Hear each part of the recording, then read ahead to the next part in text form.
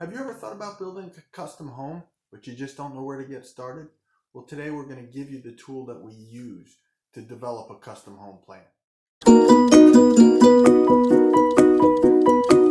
Hi, I'm Andrew Giannattasio. I'm one of the owners of GTG Builders, and today we're going to talk about the tool we use with every one of our new custom home clients, and that's a budget. A budget is where we start, and we're going to explain to you how to build one and the resources that you need to use to build an accurate and useful budget. So the first line item in our new custom home budget is land.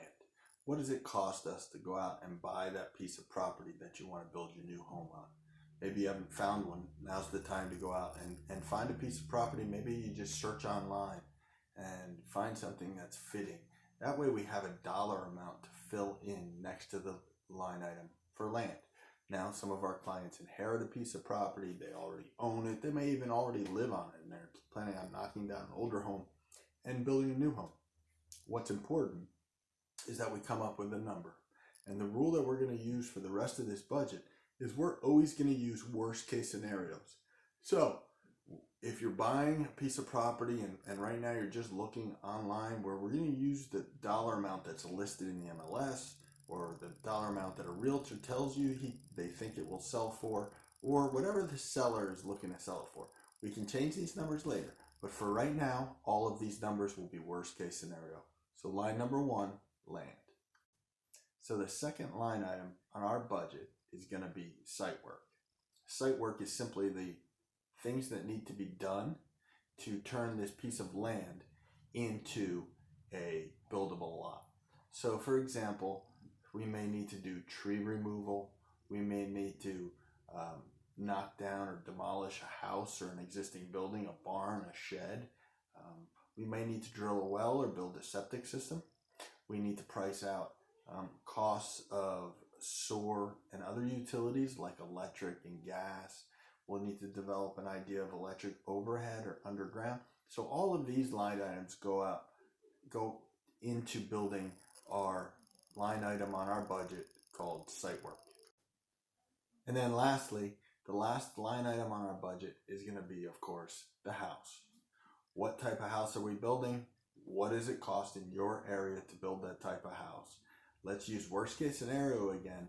And in the next phase, we're going to start narrowing that number down. So now, if you've done a good job with your budgeting, down at the bottom, you add these three line items up and you come up with a total project cost.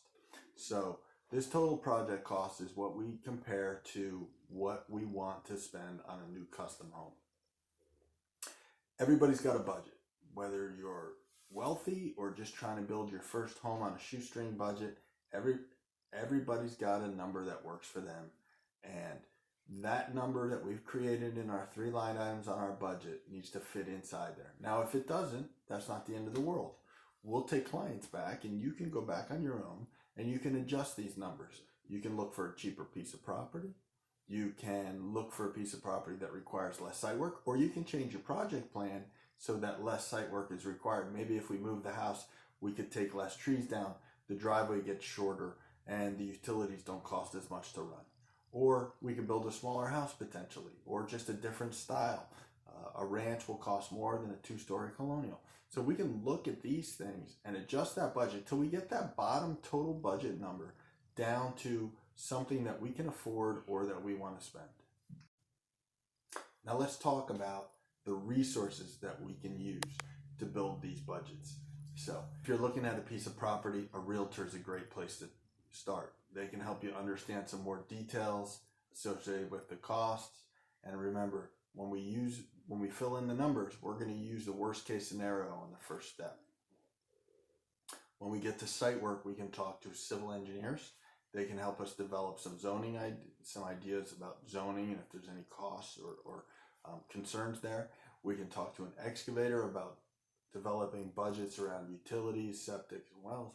We can talk to a well driller, and we can talk to tree guys if we have to remove the trees, curb guys, driveway guys. All of these people, we can start reaching out to them, explain to them what we're talking about, and try to gather some budgets from them. Lastly, when it comes to a house, we can talk to an architect. or a designer, and they can help you understand what it costs to build a house similar to what you're thinking and what does it cost in your area. So there's one other way to develop your custom home budget, and that is to go out and find your custom home builder now. In future videos, we're going to explain to you why we think going to a custom home builder is important at a certain time in your project planning. We're going to explain to you how we suggest you interview custom home builders and how you find one. But one of our recommendations is find one to use to develop your budget. That way you get to work with them. You see if you're a good personality fit. You see if your communication styles work. You're going to work with a person to build your house for a long time.